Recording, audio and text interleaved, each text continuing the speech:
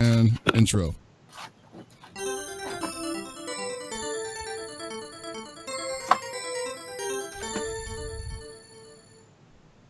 We interrupt our program to bring you this important message. Super Desperation Radio! Go!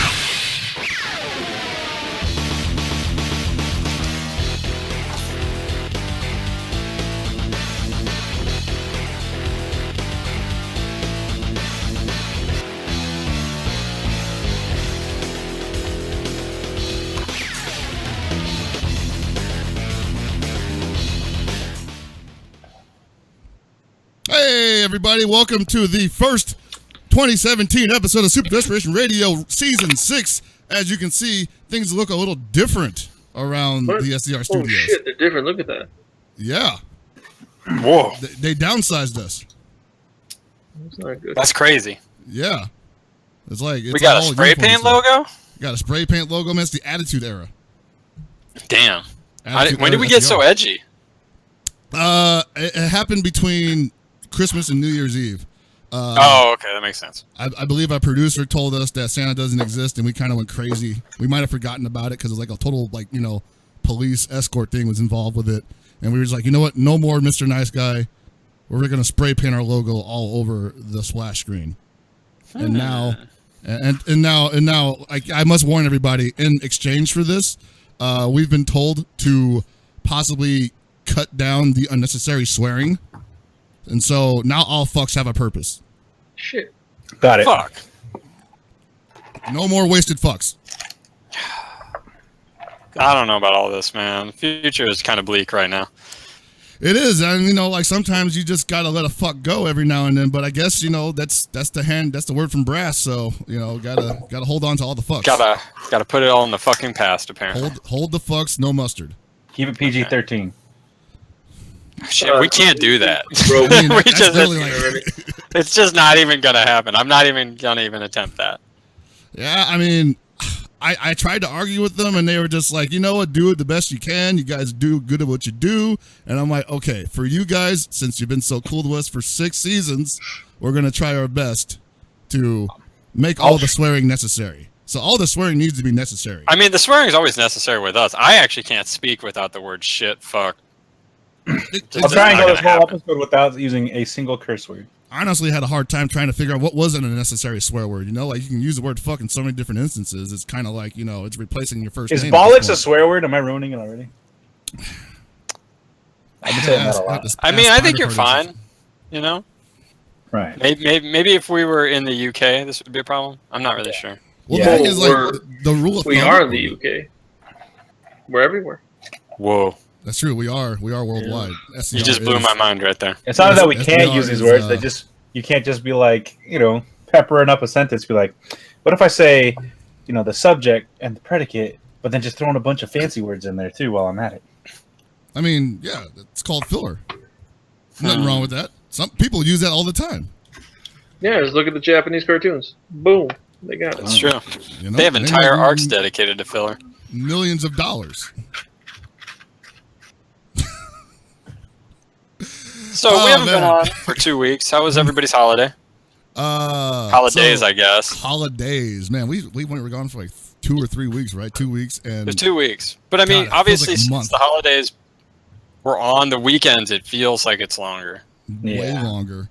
I'll start up. My holiday was great. I got to spend it with a bunch of people that I love, and I got to work on some projects that I hadn't, I've been meaning to get to, and drank a lot of beer. It's pretty nice. Cool. It's a great way to stay in shape. For me, it had its ups and downs. There was lots of good. There was lots of bad, mostly personal life stuff. But ultimately, I think I had a good time.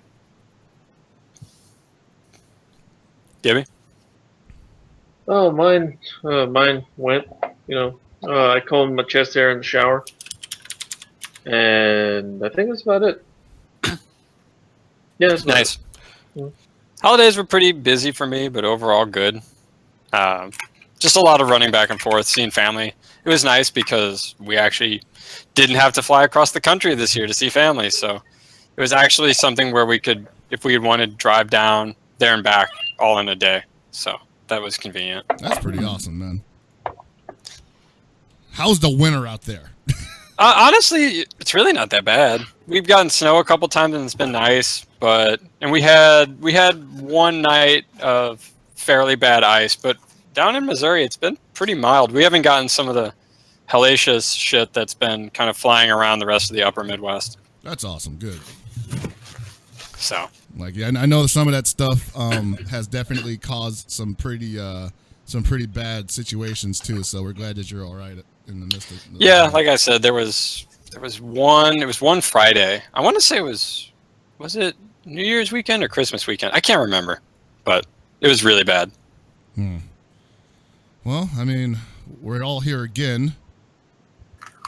Stuff has been happening. Like, man, we've been saving up like topics. Wow. For Jesus, like it felt like every time we decided not to do an episode, something crazy happened, and we're just like, well, it was on a Tuesday anyway, so. Yeah. Oh man, but I kind of want to get into that, and to help introduce that stuff, we have a new member of the cast.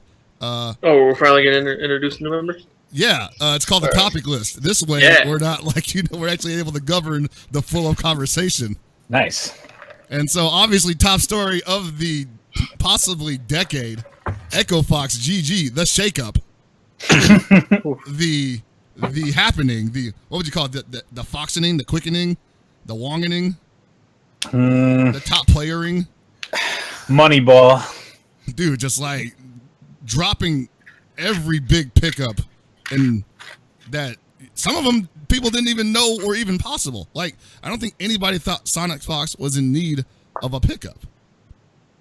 Not that it doesn't hurt. Not that he's not on possibly in the best situation. I honestly was wondering, because him and his team went their separate ways pretty recently, and I was kind of wondering if somebody was going to be looking to pick him up. Yeah. Because he's obviously, if you don't follow the NRS scene very closely, you still know who Sonic Fox is. Right.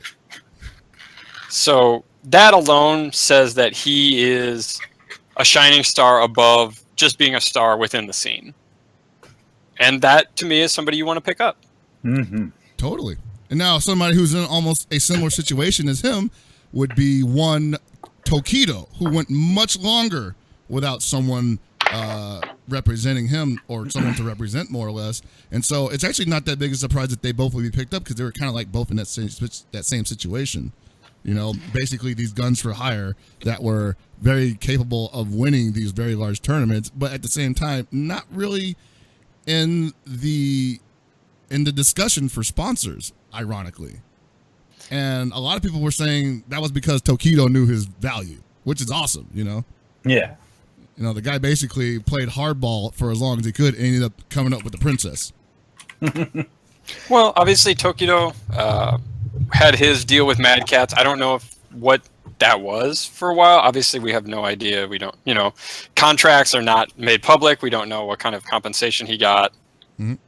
But yeah, other than that, he basically, like you said, flew solo until obviously something came along that he wanted to be a part of for whatever reason. I mean, it'd be kind of hard for him to like turn that down. I mean, I think it depends, because again, we don't know what these players are getting. We don't know if this is like a full-time job compensation, or I found out a couple of things that they're getting through a very reliable source. Rick Fox gave Justin Wong his Lakers championship rings, and Justin can now give them all to his posse. So Justin's getting one, Barnes getting one, and I don't know who else is part of Justin. Ricky's getting one too. There you go. I mean, that's pretty cool. I mean, he definitely he worked hard for those rings, right? It is interesting, obviously, that Justin has gone on record talking about how he's considering quitting his job at NVIDIA to move back to SoCal to play full time. So it's possible that the money is there, but we still don't know for sure. Right. What I want to know, though, and the thing that was surprising, or not really surprising, but something that was kind of up in the air regarding the Echo Fox sponsorship, because it obviously started out with Julio. And a lot of people were saying things about like how Julio could not lose 3 tournaments. If he lost 3, he'd be out. Like if he didn't place at 3 tournaments, he'd be gone, or even get top 3, or even win. Some weird verbiage like that. That sounded a little ridiculous, honestly, for like especially for a sponsor who was just then getting into the game.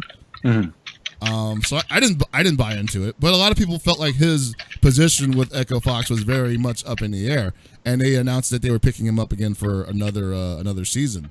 So congratulations to him, obviously, and I would imagine that they would either get the similar treatment that he got, just fairly good deal, because when Julio got sponsored, he dropped everything too, From what I understood, he had plans to do things outside of gaming, and the Echo Fox sponsorship kind of just made it easier for him to keep this dream of his alive for a lot longer.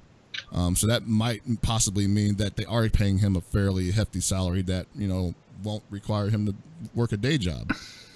That's all speculation and everything, but it's really nice.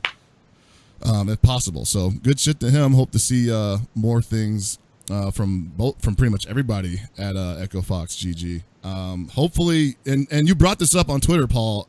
Hopefully, in the future, the contracts do become public, because I do feel that is not even detrimental to the teams.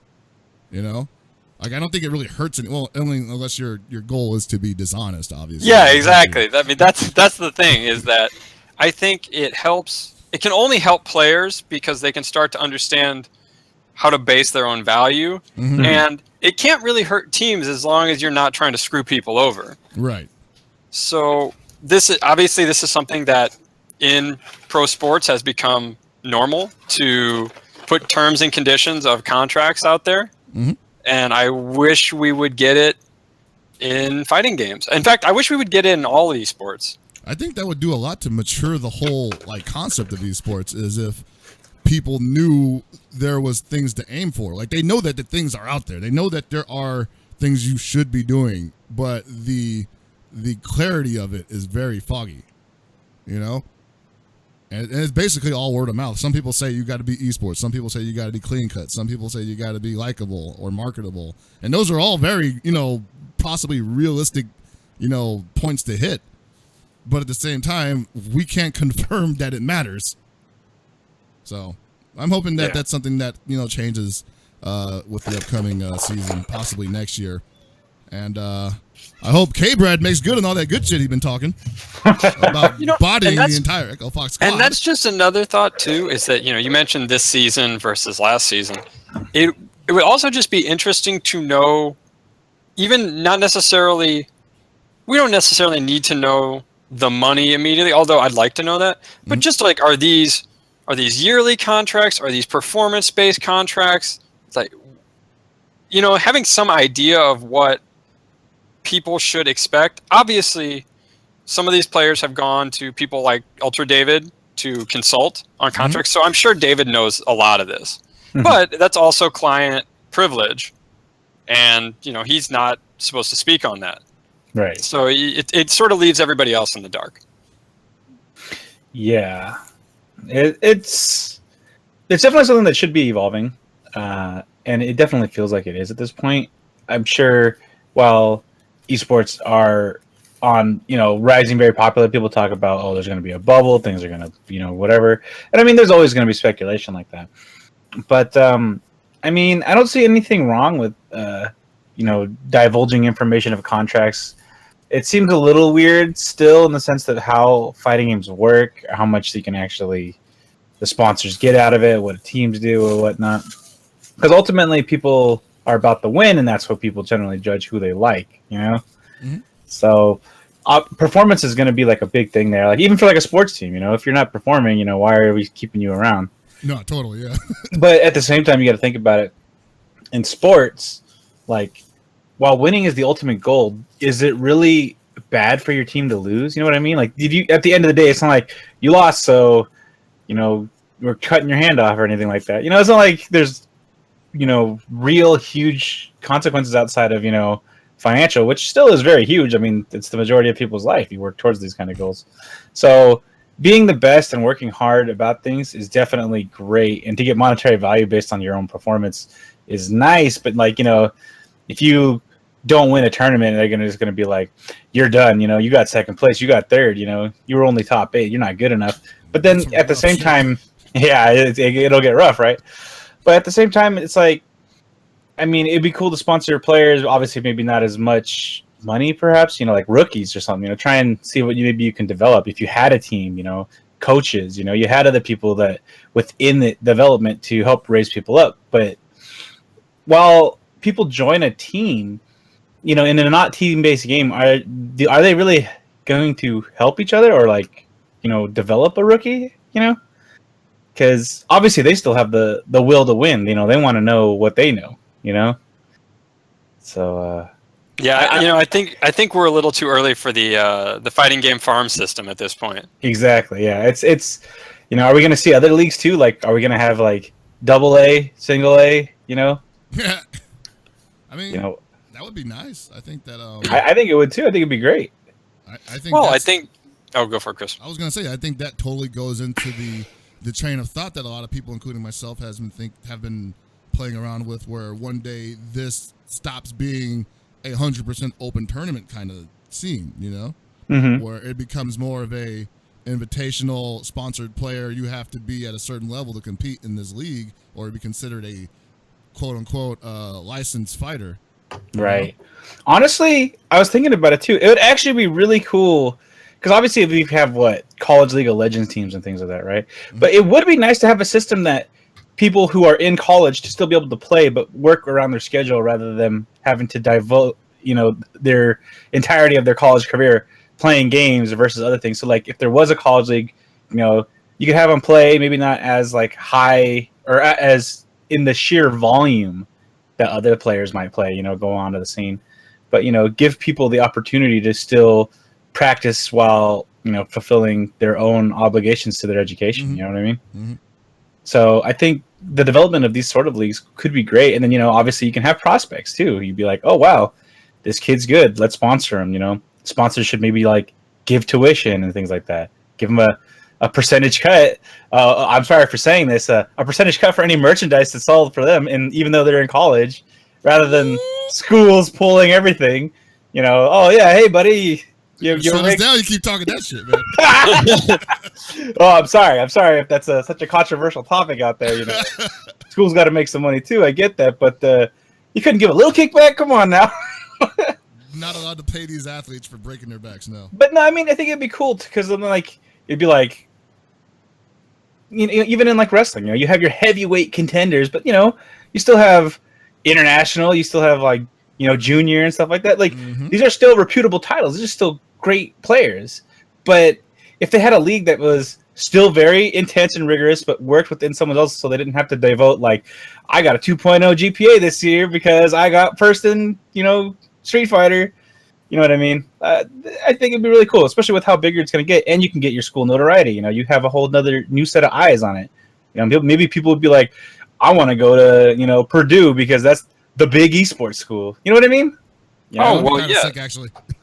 Well, and especially since that's not as much fighting games simply because fighting tournaments are on the weekends. But you look at stuff like Dota, where tournaments are half at midweek, random days, all night. Like, yeah. You can't go to school and do that. Yeah, it's like, oh, time to play in a Chinese league online. I'm gonna have to wake up in the middle of the day. Plus, my teammates in Europe, so he's got to wake up at some other odd hour too. There's no real compromise, and I get it. Like this is a global thing, and I love that. It'd even be cool to have international college. Like, imagine college sports, but it's like, oh, by the way, we also have Tokyo Tech and stuff like that. Just like out of nowhere, like these are all within the same system. Obviously, it'd be difficult, but you could have like some key stuff. I don't know. There's definitely room for development, and obviously that's probably overstepping anything. That's like. Well, it starts with this stuff, like with Echo Fox, and a lot of sponsors like them coming into the scene and making this look more realistic for people who are going to throw a lot more money around on it. Mm-hmm. Like.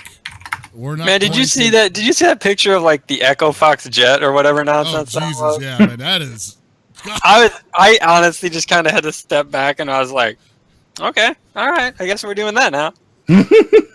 I mean, let's face it. If that is where we're going, there's people here right now. There's sponsors here like we can't compete with that. And these are people that we thought were, topping a mountain already. Yeah. So it just keeps getting bigger. It's going to be cool. And obviously, while this is definitely huge, if you're out there trying to be a sponsor or promote it to whatever company maybe you're working for, or trying to pull things in, you don't have to be so extravagant in what you want, but to be able to provide that is actually quite amazing. You know what I mean?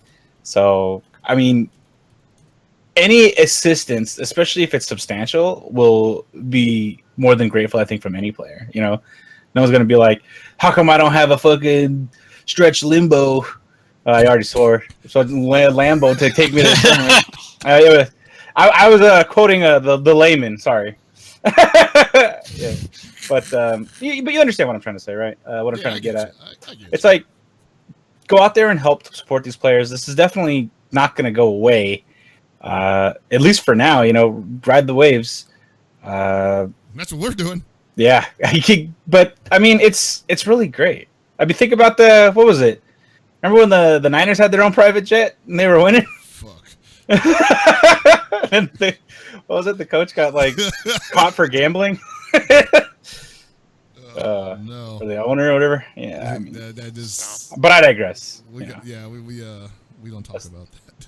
It's just an interesting time. Obviously, there's plenty of sponsors that are well known in other games that have kind of touched on the sides of fighting game community. Obviously, Smash actually has gotten more of the well-known esports sponsors and teams picking up players, but I'd say right now it's really Echo Fox and EG for fighting games that are the big names for the normal, the old school Street Fighter fighting game style. Yeah, but obviously EG, it's still having fighting game players, but in the Strange Turn of Events goes private.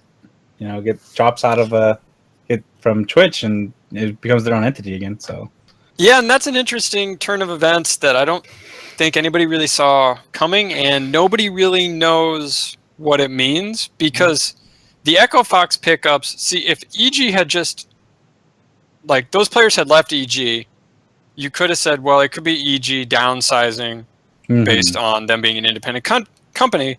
But with Echo Fox picking everybody up, it could also just mean that Echo Fox gave them better offers. Yeah, I mean, maybe it worked better for them, or EG didn't have the means in order to justify certain things. To be like, sorry guys, So who knows? A lot of things could happen. The only thing, and if anybody is hip to it, is I hope that PPD doesn't puppy all of them, and that's all I can say. Be good to your word, Peter. All right. Speaking of the good word, Mr. Wizard recently gave us the good word on when the Evo game lineup for 2017 is going to be dropping, and it's going to be happening January 24th. We still don't know on what channel it's going to happen, but we've been told that Mike Ross is attached, as he is every year, because it's not an Evo announcement without me or Mike Ross involved. And so one day, guys. Yeah, don't worry. Pretty soon there'll be 7 games this year, but we'll announce the secret 8th game somewhere else. From Alaska. We're gonna have what is it? A augmented reality game. That we have to figure out the puzzles. All right, we gotta go to the McDonald's that sells the McRib still. They got a clue. So yeah, they Mr. Wizard said there's going to be 7 games announced this year, and in addition to everybody else at the FGC has been a buzz about what possibly could they be. This obviously cuts some possible games out that were there last year or that were expected to be there this year.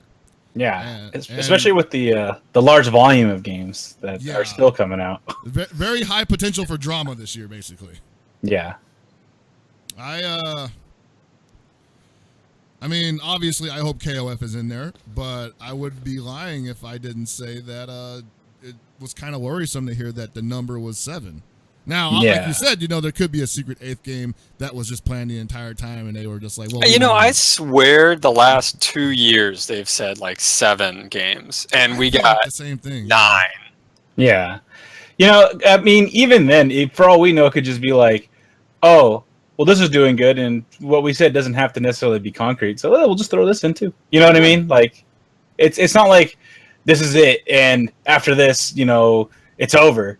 You know, there's nothing else getting in, or we can't adjust anything. Like, remember, what was it? When BlazBlue dropped out and we got Marvel 2 again for the last year? Like, you know, who knows what's going to happen?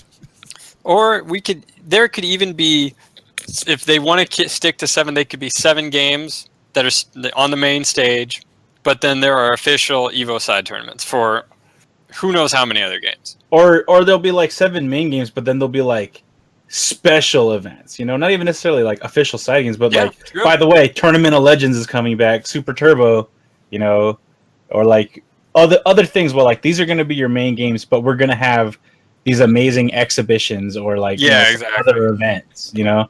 It could be a multi. These other titles will be featured in some way. Yeah. Like, what did they do last year for like Tekken 7? It basically got a official side event that took place in the BYOC area, but it was considered a main game. Yeah. Yeah. So there's definitely flexibility there where, like, you know, you can run an event that might be construed as, you know, a side event and still be considered a main game. And I think that's fine. You know, I think that's great. It's a perfect way to get eyes on stuff without busting the ass of production to cover 8 games in a day, you know? Yeah. So that leaves a lot of flexibility. Obviously, we're dealing with a brand new venue here. It's been like 3 years back to back of different venues. So we're going to Mandalay Bay's convention center and then again to their event center. So there may be a totally different spread there, you know? Yeah, totally. I mean, it's going to be great, I think. But yeah, I mean, any guesses to what you guys think is going to be in there, or rather not be there this year? You know, you don't have to give me a full 7 games, but like, obviously we're probably going to have Street Fighter V. It was the biggest game last year. Mm-hmm. And we're going to have a Smash Brothers game, but are we going to have 2 Smash Brothers games? You know what I mean? You know, we did this last year, and I remember talking about this last year. And I thought last year they were going to go with only one. Mm-hmm. And I was wrong. Yeah. And I think they're just going to keep both. Now here's a real question. Now watch me be wrong again. Yeah, now I think that if they're gonna cut the cord, they got to do it this year, man. Like they've either got to kill Melee dead in the water, or they've got to produce some way of playing Melee lagless on an HD TV. Well, here's what I'm thinking is that, you know, there's been a lot of buzz around the Nintendo Switch and how we're going to have the definitive version of Smash 4 coming out for it. And, you know, technically that's just going to be a game that's going to have probably updated resources. Most of the stuff's already done anyways. Mm-hmm. Switch is coming out this time in March. That means we could potentially have it Smash 4 on Switch, which is even more updated. You know, who knows? Or for all that we know, they could also be like, by the way, Nintendo Switch HD Melee. Like, you know, who knows what they'll do? That's something that a lot of people have been both talking and hoping for, is that there is an HD remix to Melee, but there's like no information on it if such a thing would exist. Yo, if we're getting Smash 4 for Switch, does that mean we'll finally get the Ice Climbers because they were originally supposed to be in the game? Really? Yeah, I mean, who knows? Well, the thing is, because they had 8-man, they couldn't have the resources for that many characters, so they cut them entirely. So obviously you have things like Rosalina and Luma, but it's not nearly as, consuming of resources. But this should be a stronger platform, so who knows? Other things, I think Guilty Gear and not BlazBlue. I hate to say it, but I don't think we're going to get both. I don't think anybody thinks we're going to get both. That would be great, but yeah, I think one has to win out in that situation. Yeah, and it will. Guilty Gear is established. Yeah. I could see ArcSys though putting on their own like super side event though. I can see that. Like rather than not even necessarily community run, but like working with the community to make it more official, having their own stage or something like that if they have a booth. Oh, yeah. I remember the side tournament for Guilty Gear a couple of years ago had a pretty good spread of the presentation, so they could definitely do that again probably. Mm-hmm. Yeah. Tying into another topic, I think Injustice 2 is going to be there. Okay. What about MKXL? I don't think it's going to make it. You think Injustice is going to step in its spot? Yep, and I think that kind of blows. But again, it's the Guilty Gear BlazBlue thing. Right. Like, what's hot Whereas right now? I think only one of the games is going to make it. And this time, with Injustice 2 being the new game, I think that's what's going to make it. So, going with that, do you think Marvel 3 will be in the lineup? Yes, actually, I do. Okay. It just got a quote unquote re-release on PS4, so technically running it is a lot easier now. And Yeah, and it's going to be on PS4. By that time, PC version and Xbox One version will be out too. There it is. And maybe PC version has working netcode, experiences a revival of the game, like, fuck, dude. Hey, before people hear about this magical being, his name was Mauve. Maybe he could make caster for us. If we all pray to our pagan god Mauve Cow, he could make the caster for us so we could play Marvel forever. And we should all probably expect some sort of demo of MVCI on the floor at Evo. Probably, yeah. Yeah. Oh, yeah, totally. Because it's supposed to come out like Q4 of this year. Yeah, probably holiday season is my bet. That October through December window. Yeah. Mm-hmm. Now, obviously, the elephant in the room for a lot of people, as I mentioned earlier, would be KOF 14 at Evo 2017. People have been wondering what is the status of this game as far as its health goes. And I think a lot of this has to do with the fact of when the game came out. Like, it kind of came out in the middle of CPT season, right after Evo ended. People were kind of in that weird I'm burnt out phase, but I'll still play stuff that I'm familiar with. And I'm not entirely sure that when the game came out, people were ready to accept all the things that were coming along with it, And it still did pretty well, I feel. I don't think that it's doing badly. I think that KOF is still very much alive. Like, I was actually just playing last night, and there's just tons of people online. So, it's still very lively. You just didn't have a lot of events to showcase of that. And again, it's not really being displayed in the quote-unquote mecca of KOF.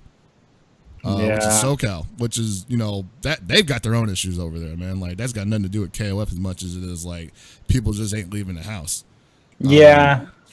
But, like, I would point to, like, NEC. NEC had a massive KOF event.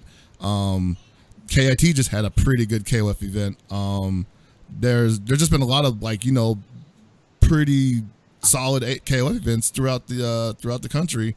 In the last couple of months, and what SNK's esports plan, basically announcing all these tournaments that are like taking advantage of their outreach program. Like, there's still events that are occurring, so it ain't dead. I'm not gonna say it's dead, but in comparison to a lot of the things that are like on the list for Evo 2017, like KOF is gonna need like the international presence hard, and I know it can bring it, I would just hope that, obviously Evo is huge and people will all come out for it.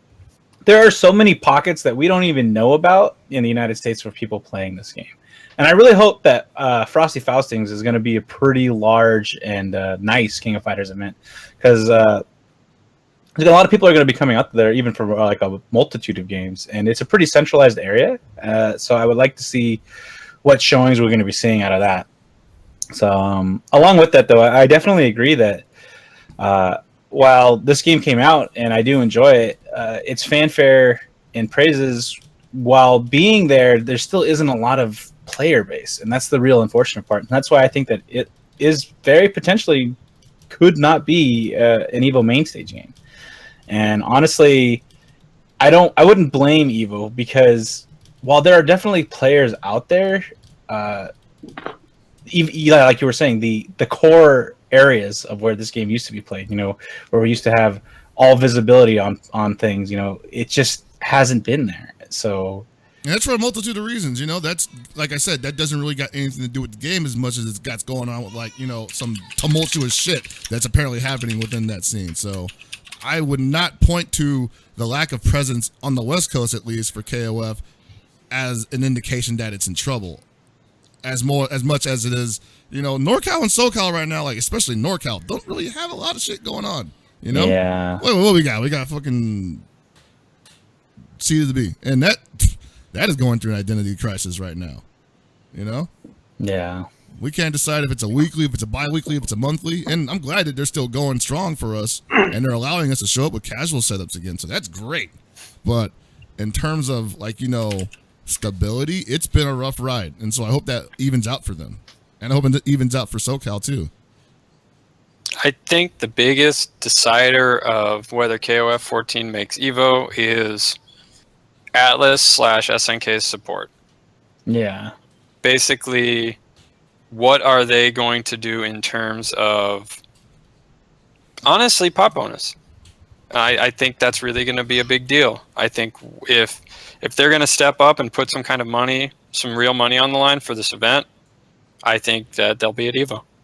They want 10K entrance, free T-shirt. I mean, it worked once. Roll the dice. What do you think?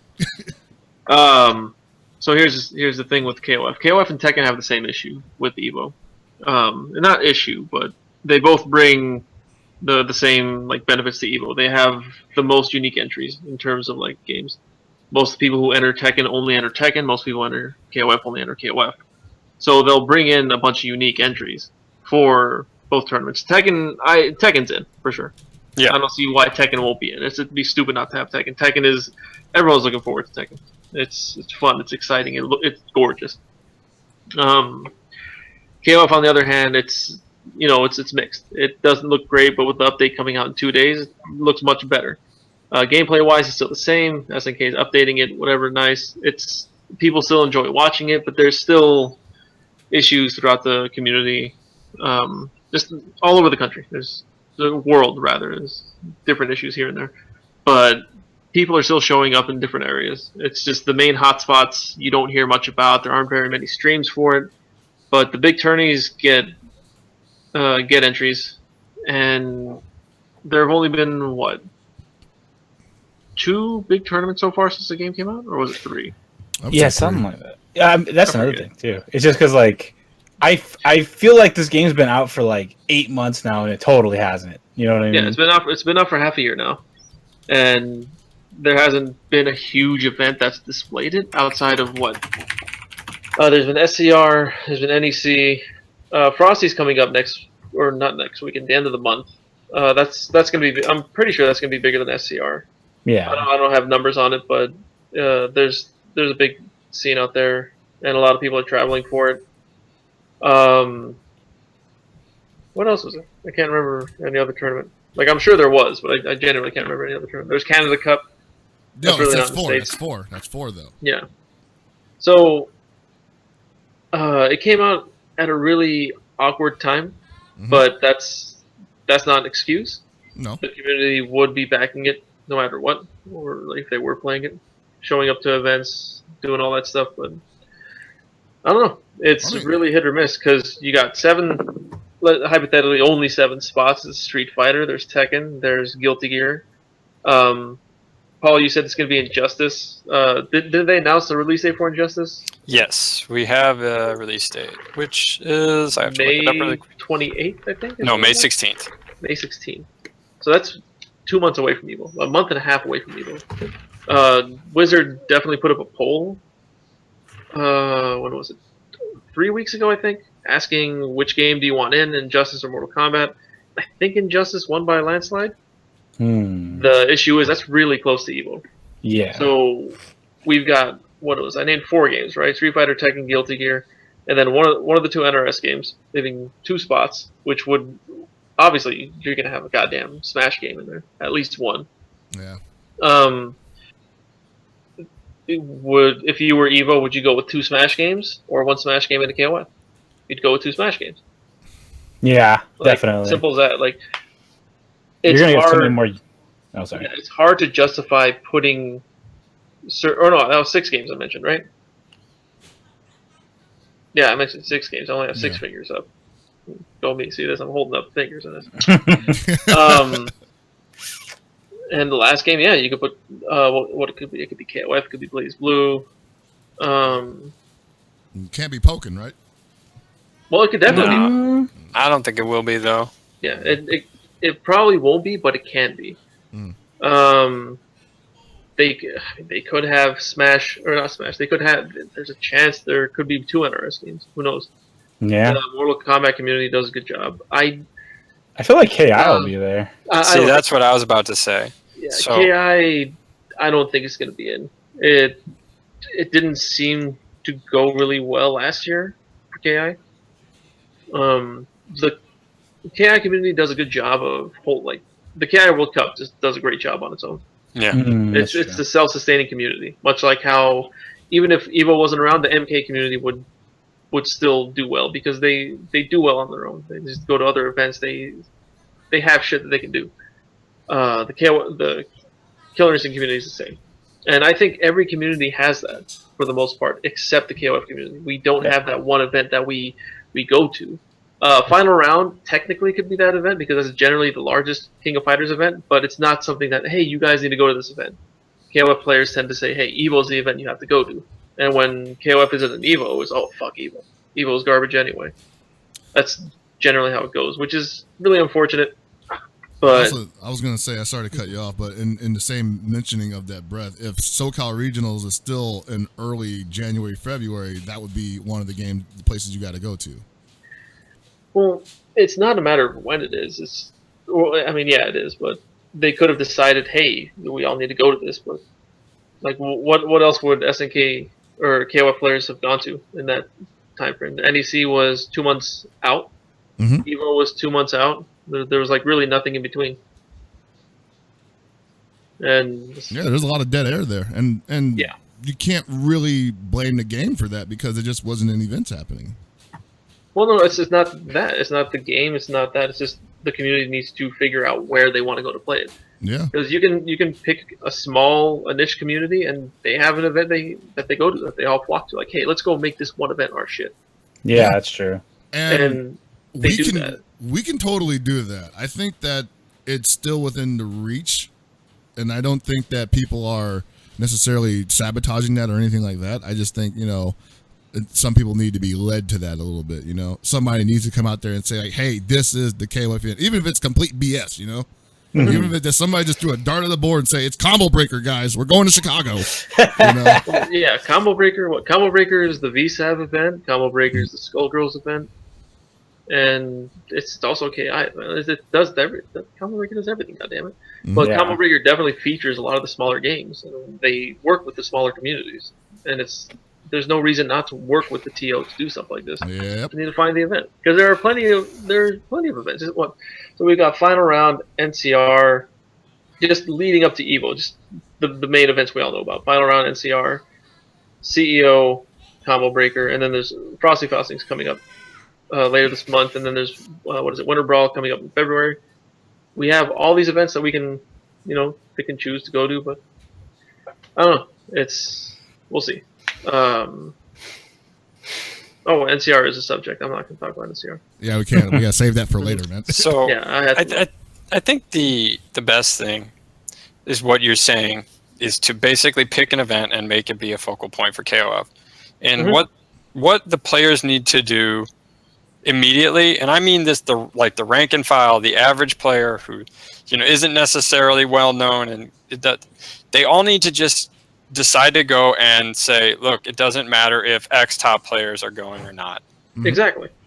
Because that's where the scene has been the most fractured in past years, because it's just people don't want to go, or they want to make sure that it's only on their schedule, and frankly, fuck that. Like all the players who actually make the bulk of the scene need to just kind of go, you know what, if you guys don't want to show up, that's cool. You don't have to. The rest of us are going to go have fun.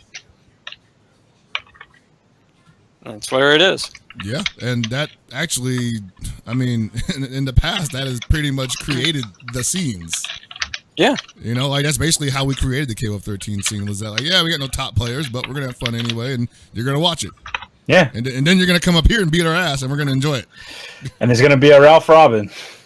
The Ralph Robin's the best tournament you can do. Oh, man. So I still have hopes for it. I think that it's possible, and we gotta wait until the 24th at this point. You know, there are no sure things outside of Street Fighter 5. So from what we've discussed so far, we have Street Fighter 5, 1, then we have Guilty Gear 2, we have Injustice 3, 2 Smash puts it at 5, then Tekken 7 is 6, and then if you want to do KOF 7, I do think we will get KI as 8, and I'd say it's conditional, and it just depends on what Microsoft wants to do. That's true. If Microsoft wants the game to be there, it's going to be there. Right. At the same time, I think if SNK and their parent company have anything to say about it, and not necessarily in terms of Evo, but in terms of like how they promote their own brand, they will start making a push very soon if they really want to do it. You know. Mm-hmm. Well, I think we're all forgetting one game, Fantasy Strike. I'm pretty sure. Oh yeah. Disconnect Gibby from the call. I'm you the one played the this call. game. How could you even joke about that?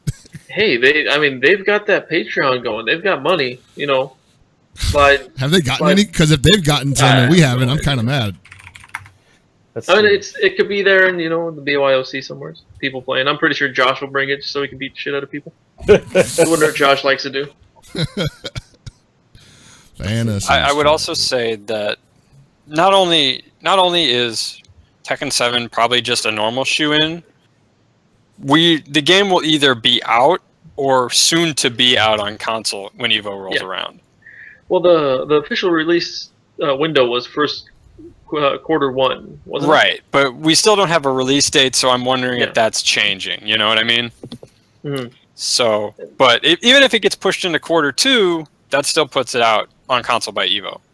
Yeah, and Tekken, look at the Tekken community. They traveled to so many different events. Like, you had like 30, 40 people minimum going to tournaments, arcade-only tournaments that they can't practice for unless they're at the event. Mm-hmm. It's not, mind you, 30, 40 is not a lot, but it was consistent. They kept going to these events. They proved that they would travel this stuff. The community, the events will obviously be larger once the game comes out on console, because that's the only thing hurting Tekken 7 right now. That is not on console. And people can make the argument for King of Fighters that it's being hurt by not having an arcade release in Japan, but that has no effect on the US scene. So I don't know why people bring that up as an argument. Yeah. I mean, it only helps. So, yeah. Because I'm wondering, because people are saying that about a lot, like Street Fighter 5 and KOF, having an arcade release will boost numbers for both, and you know it's true, probably will. Well, whether it's true or not, people in the States shouldn't be saying, "Hey, you know, the game would benefit from having an arcade release." Who gives a shit? What are people going to do with an arcade release here in the States? Nothing. Go to Dave and Buster's. Go to round one. Go to round one bowling. That's what you're gonna do. Some people are theorizing though that with an arcade release comes new content. So there's already going to be new content.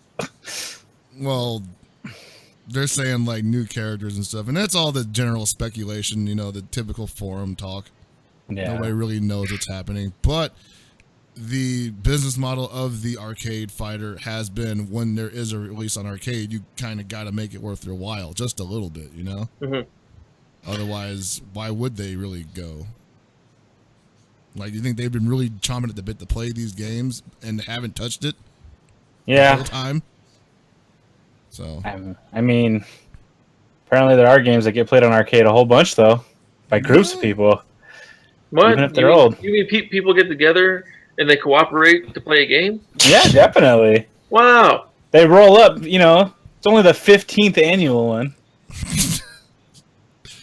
And you know, it's funny because Gibby was just talking about groups of players deciding an event to go to sort of be the big culmination of their scene to help grow the scene and to give people like a focal point. Mm-hmm. Cooperation Cup has been doing that.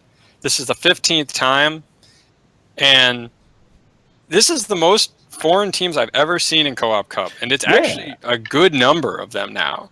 Well, like you actually have foreign teams. Like I remember, like sometimes you have like 3 foreigners and maybe 2 other people peppered in. You know stuff around in here, but there was quite the showing. Yeah. I didn't get to watch any of it. I was stuck at work all freaking time. Weekend, so It was awesome. But it's I heard it always was awesome. great. Like, that's the thing is that.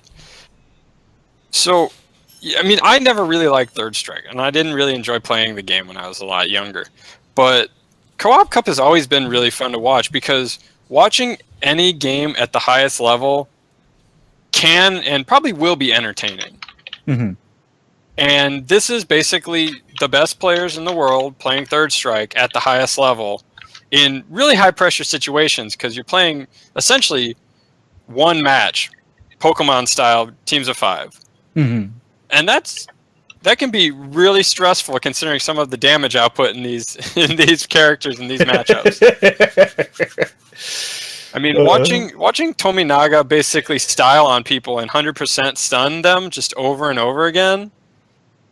Yeah, That'll put you on tilt real quick. Not only that, but like that one round where you just played super solid, didn't do anything. Like no, it wasn't even like you got Makoto'd. You just played a super solid ground game. Yeah. Yeah. No, I definitely agree with you. Like, there's a whole thing too where like, okay, I get it. Maybe you don't like playing a game. Maybe you don't like this or that. But that does not mean you cannot enjoy it from a spectator point of view. Like, just give it a chance. Maybe it's not the game for you, but you can appreciate what's happening. Yeah.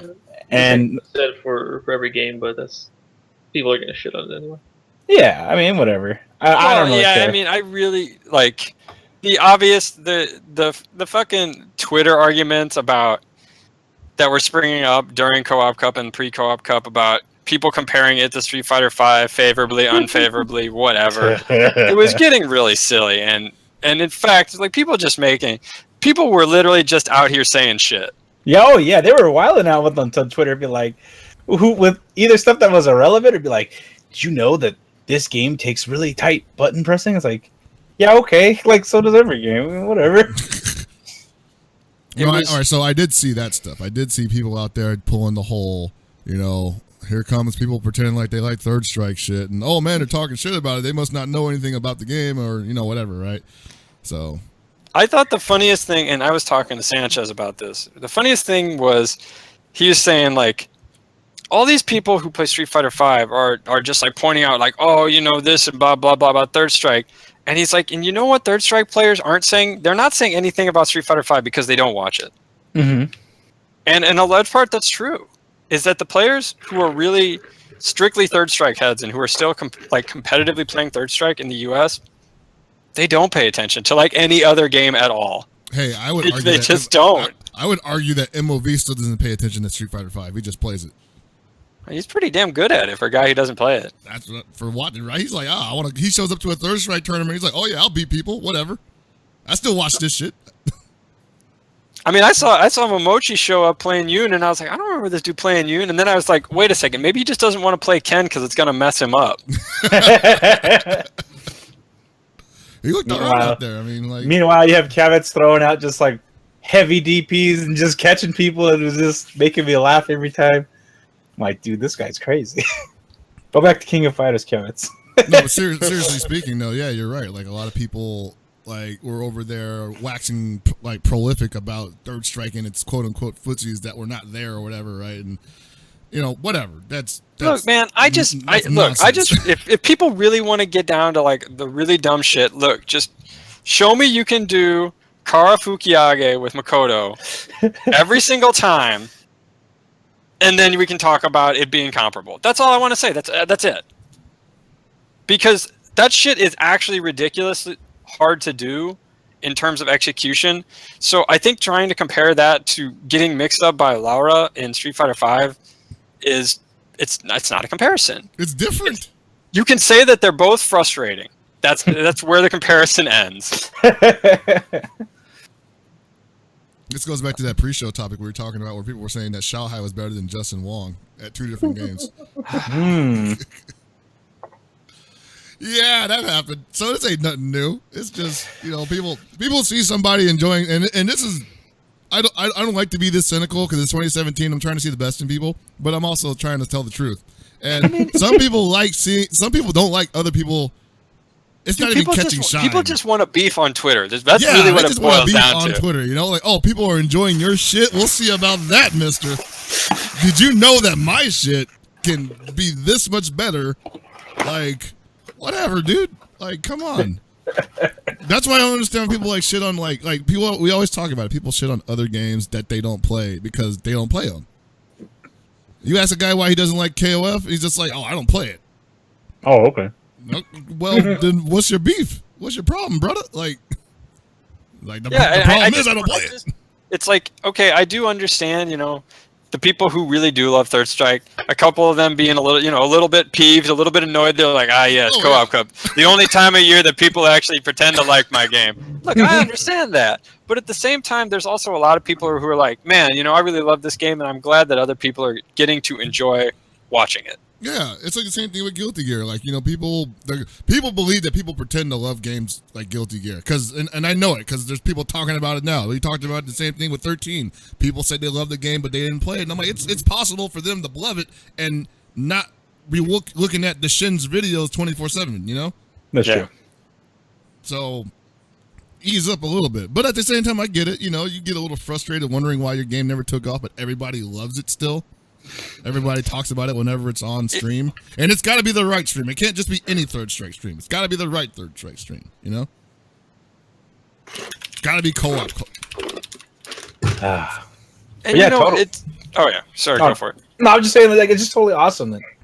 It's like, who cares, We've been playing this game for, 16 years at this point, whatever. We're just going to keep doing our thing, and it just keeps getting bigger and bigger, And this is what we were talking about earlier with scenes being autonomous in that they do their own thing. Maybe it's not all the time. People aren't playing Third Strike every other weekend or whatever, but they still get together and do what they like and enjoy the game they love.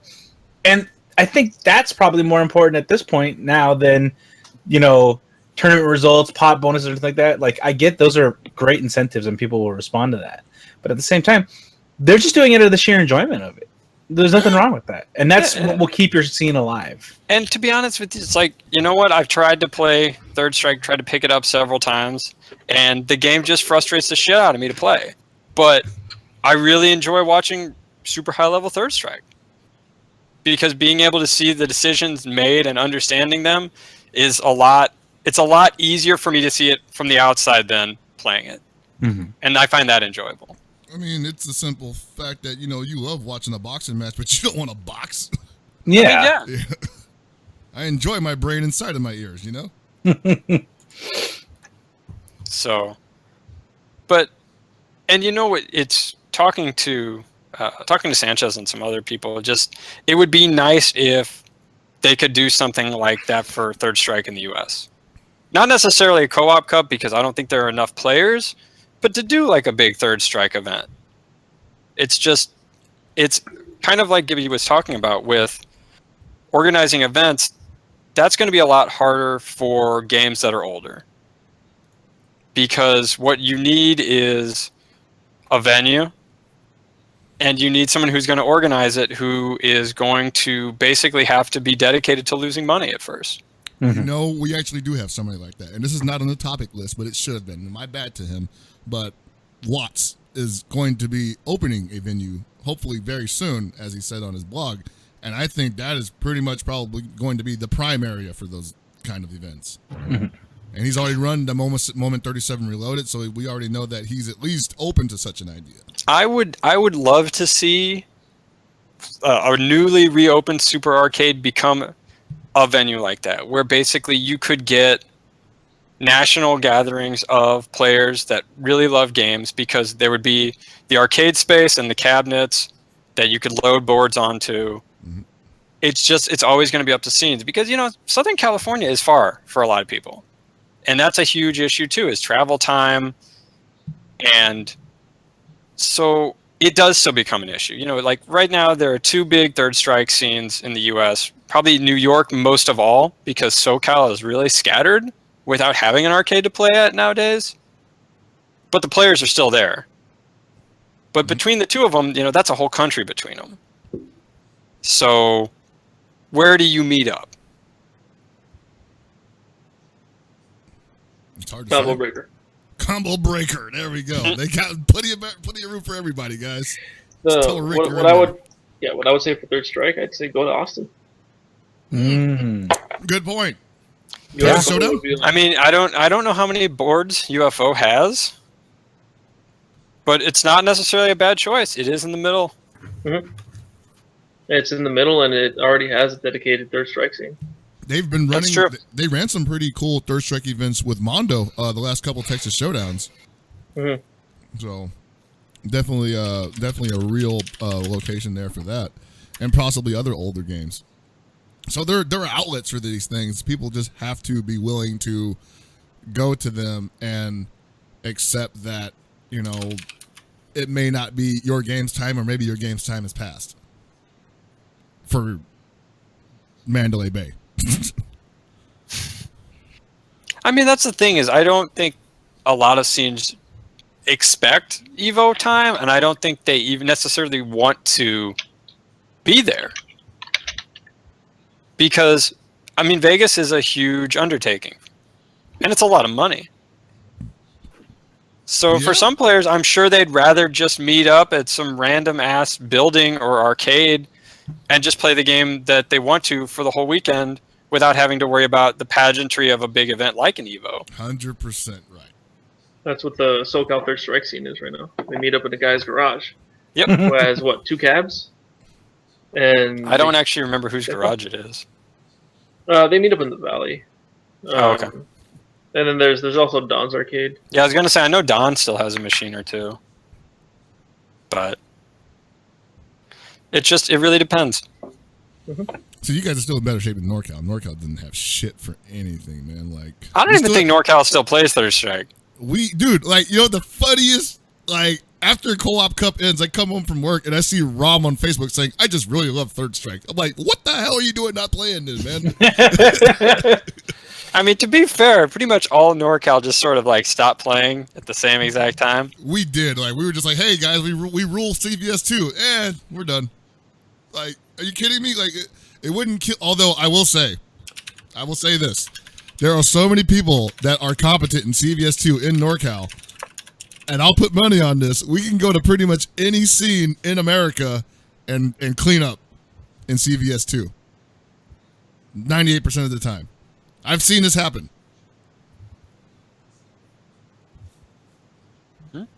Yeah. Happened at CEO 2016. Random nobody, John Pham, shows up to Jabali Land, sits down at the CVS 2 cabinet, proceeds to not get up for 3 hours. Nothing XS is like in the back going, who the hell is this guy? And I'm like, it's just some fat ass from NorCal, man. He's my best friend. I love him. Yeah. But if you're a community and you want to do something with your game, get with the community, work with them, and find a spot to go to. I'm going to be extremely biased right now, and I'm going to skip a topic just because. Come to NCR for KOF. Like, this isn't something that, like, hey, you know what, you should really come. It's going to be fun. No, Hellpockets and I are working on something. If it goes well, it's going to be good. If it doesn't, it's still going to be good. Yeah, it'd be great. Like, most of the things that we do that are good don't go well. Yeah, this isn't like a boast or it's not a joke. We're going to do something. We're working with a bunch of people, and we're going to try to get something good done for the game. Historically, NCR gets like between 40 and 50 people for KOF, which isn't bad, but it's not good. I'd like for everyone to show up. Yeah, I would like for it to be larger this year. The excuse that, hey, it's in Sacramento. Fuck you. I go to Sacramento. That's What's on a goddamn bus? Like Paul will even admit, even as crappy as a town that it is, it's a lot easier to get to than San Francisco. I mean, it's just it's out of the way is the only real big problem. Like, yeah, it's a fucking rinky-dink town, but you're not like you're going there to sightsee anyway. Exactly. Yeah. Like, the excuse that it's too far, it's out of the way is stupid. It's the same exact distance from LA to San Francisco. There's no difference. It's the same distance. People just don't seem to realize it because, like, oh, San Francisco's closer. Yeah, of course it's closer on a map. But thanks to the stupid freeways and having to go around that dumbass bay, it takes a long-ass time to get to San Francisco. You can either keep going north or you can make that left. or you can take the scenic route, which just take the plane to Sacramento. The airport is beautiful. And it's the airport is great. And they didn't let me take a can of Febreze on there. What the hell's wrong with that? No, but seriously, if you are in the KOF scene and you want to do something with KOF 14, you want to come see players, people, all that shit, come to NCR. Hellbox and I are gonna do something. We're gonna do something really good. We're gonna every year we do something cool. Every year we either are part of something cool or we do make something cool happen. This time around we're working with the right people, and we're gonna try to make it. We're gonna try to make it something big, something special. If it doesn't happen, whatever. We're gonna try again next year. We're just gonna continue to try. Because look, let's face it, California has no dedicated event for KOF. Everyone says SCR. SCR is not that event. Let's see if we can make NCR that event. Be nice. Hell yeah. We'll do it. I think you got way more flexibility up in NorCal than doing SoCal for that too. So. And we'll the tournament's gonna run smoothly. It's not gonna run like crap like it did at SCR. So you got that going for it. That's good. But we'll announce more things for the KOF 14 event. And I'm gonna just throw this out there. I've sounded like really bored and uninterested in everything tonight. I've been awake for a very long time. So don't worry about how just monotone and I sound. I'm just really tired. I'm excited for him. It's cool. Yeah, he's got enough excitement for me. But NCR is gonna be great. Yeah, we're gonna announce what's going on for it with probably later this month to mid next month. I just need to confirm a few things with different people, and once it's all set in stone, it's a go. And don't forget about the Bootleggers Convention. Oh yeah, Anthony, that's all your real thing. star of the show. This is one of the big things that we're doing for it, Anthony. Anthony, what? You want to talk about the bootleg? Jesus Christ! Well, I mean, it's not all me. I mean, I'm totally down, but like, we should have DJ Cream on the show to talk about the Bootleggers Convention. Yeah, he's gonna be the first guest of the year. Yeah, it's gonna be great. I'm definitely gonna try and get the Popeyes this year, and by that I mean have catered Popeyes for a lot of people. I'll probably try and see if I can get the community thrown, to make it easier on myself or bigger. But there's gonna be that. There's gonna be lots of poverty games that maybe you don't see people play a lot. Random stuff that maybe isn't even necessarily competitive fighting games, but still has a air of competition anyways. Potentially some tabletop stuff. There's going to be a whole bunch, and it's going to be great. I just feel like... So last year at NCR was my number one tournament out of all the ones I went to, which was a number of 2. But that being said, it really exceeded any other tournament I've probably ever been to in just terms of excitement and entertainment. It's a great event, and the reason that makes it great is all the people that are there. There's some amazing people in NorCal or that show up to NCR as well. So if there's anything you want to do, I'm talking, what's that game called again? Hyper DBZ, they have that there too. People just playing whatever. Yeah, man. Just play whatever you like. If you wanted to go to an event that might be closer to you than Combo Breaker, and you wanted to play literally any game you wanted to, there will be someone there that probably plays it. Even to some sort of small capacity. And if not, people will jump on and play with you. It's great. No judgments. No inhibitions. Yeah. It's going to be wild. The venue, for some reason, still hasn't... Actually, they never shut us down, man. The only time... All right, so, a little history lesson. The only time the venue has ever shut down NCR is... All right, first of all, it wasn't for a noise complaint. It wasn't for any bad behavior. It was because we had a smoke machine in the event hall, and we didn't tell them we were going to do that, and it became a fire hazard, more or less. Now, the thing is that it wasn't like we couldn't do it. They basically said, you can do it, you just got to tell us ahead of time so we can turn off the fire alarm. Yeah. Don't want to alert that pesky fire marshal, Yeah, and then the hotel staff loves and remembers us. And by us, I mean me and Hell Pockets. Yeah. You get free popcorn at the bar. Dude, it's great. I went to the bar all week. A burger. It was great. They knew I was hungry. They're like, hey, you don't drink. Here's a burger. I'm like, oh, sick. Oh, man. Oh, man. That's a good time. Come to NCR. It's what time? April 14th? Yep, 14th to the 16th. 14th to the 16th at Sacramento. We're gonna assume it's at the Holiday Inn. And, I mean, that's what I'm assuming because that venue's been too good to us.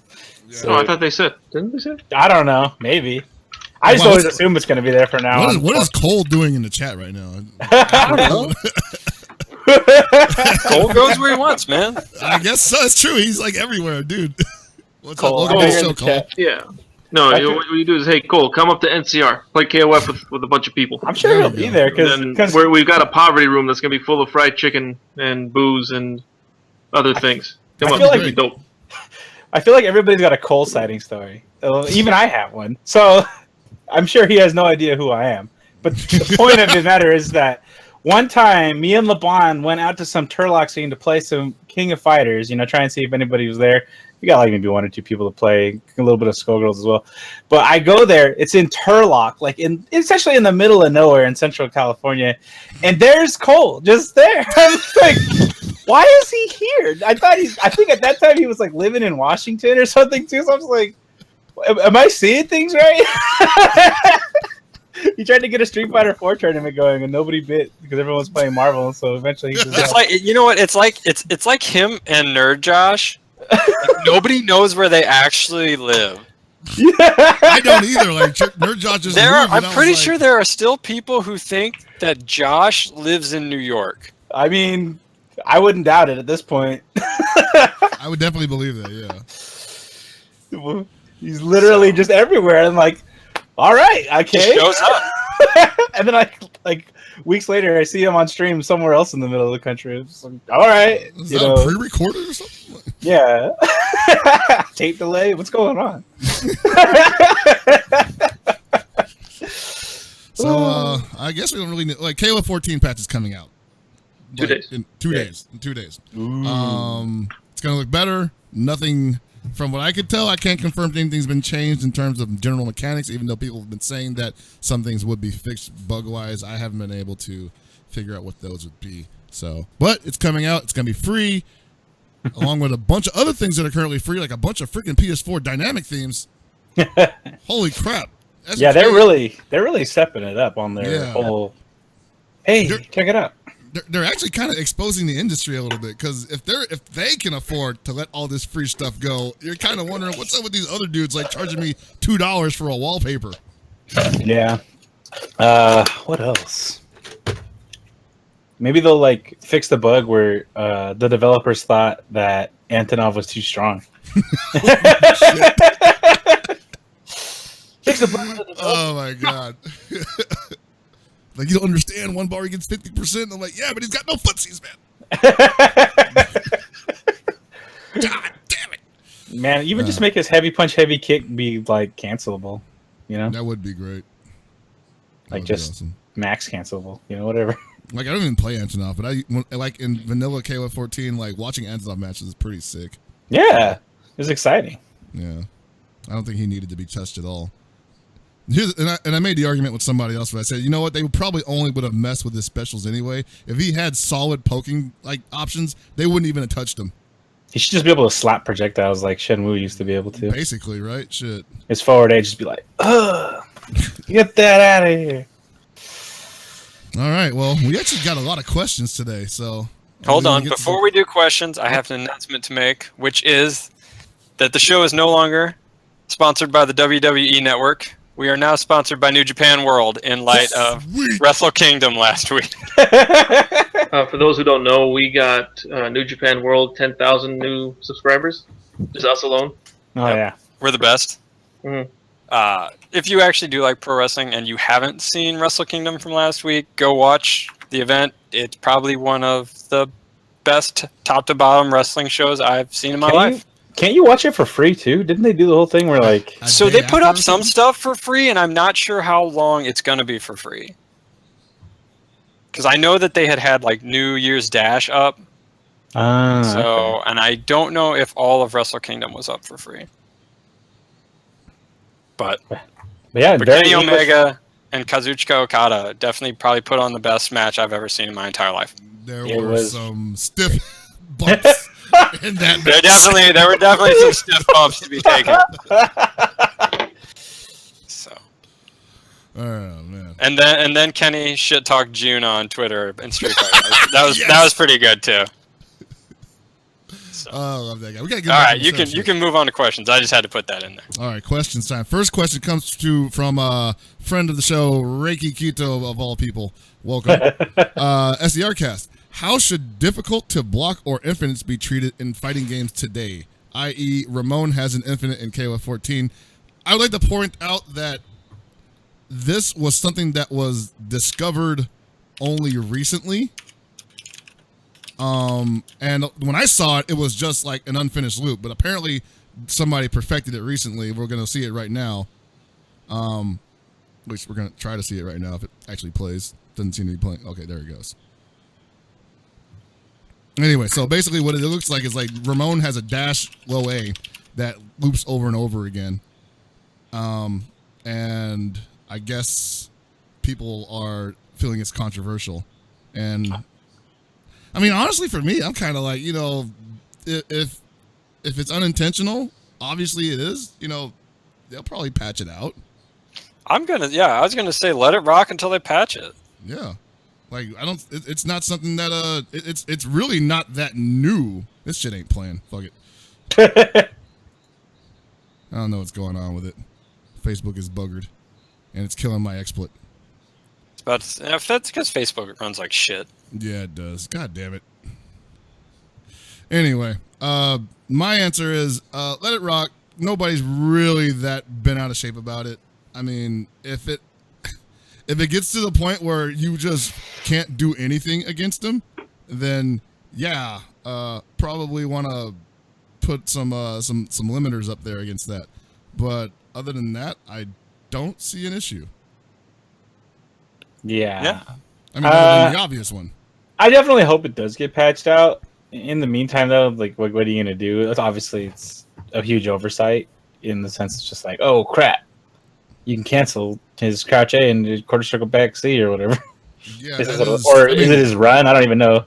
Probably run stop. That is bad. I mean, like that is that is not optimal, like, treatment of a character. Yeah. But, yeah. Man, so I'm not a fan of it. I'm not gonna cry too much about it. I don't know if we need to just be like, if it becomes a problem and it doesn't get patched for the meantime. I mean, I can still see people saying, "Hey, just cut that out," or like, do it until it's done. I don't know. There's probably could be some arbitrary rule that'll be made, but for the most part, I feel like for now it's unfortunate. But please patch it. You got time. Please get rid of that. Patch it out. I personally don't like it. It's dumb. Don't allow it. Boom. Easy. KOF 13 devolved into almost everyone picking two separate characters, making every match boring as shit. Going for infinites. Ramon isn't really considered a very strong character in this, but people will use him. Just do this. Everything is black, Chris. I know everything's black because XSplit is currently not happy with Chrome. Nice. Oh, man. And it's XSplit is mourning Chrome. XSplit is mourning Chrome, and currently it's gonna probably just sit here until I shut down XSplit. So all right, so let's go on to the next question here. By Amazing Chest Ahead, Cooperation Cup was great as always. Can you guys shout out some other events like this that focus on a single game? I know there's I forget the name of it, but do they still do the National Virtual Fighter Tournament in Japan? I don't know. Because that used to be the largest Japanese tournament, like the largest single game tournament. I think it's technically still is. I don't know. But there's that. I would like to say Total Eclipse, but that's not a single game. Total Eclipse focuses on Mark of the Wolves, Last Blade 2, and King of Fighters 98. Yeah. I was gonna say dueling the KOF is always pretty cool. Yeah, but that's also several games. Yeah. That's the issue. There's a lot obviously of the King of Iron Fist tournament 2016 was really good for Tekken. If they're talking about like old games, there is a Vampire Savior event, and I don't remember the name. Oh of yeah, it. I think it's held at Acho. Yeah, I think it is. That's good. There's that. But a lot of that stuff that's run at like Acho, they always tend to do several games. Like this week also was the like Capcom history. Yeah.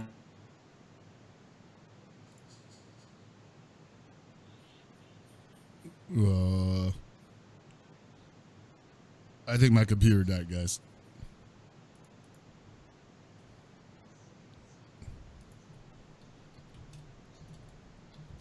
No one can hear me, can they?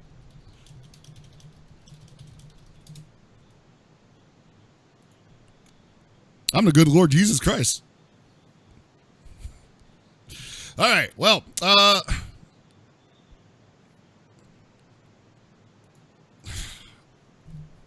XSplit has decided to end the show early today, and we apologize to everybody, but we want to thank you for watching a great episode of Super Desperation Radio. We almost got all the way through it without something messing up, but thankfully, it wasn't my fault this time. So, go home, enjoy your Monday nights, go do stuff. Yeah, get the hell out of here. There's nothing to see here. Move along.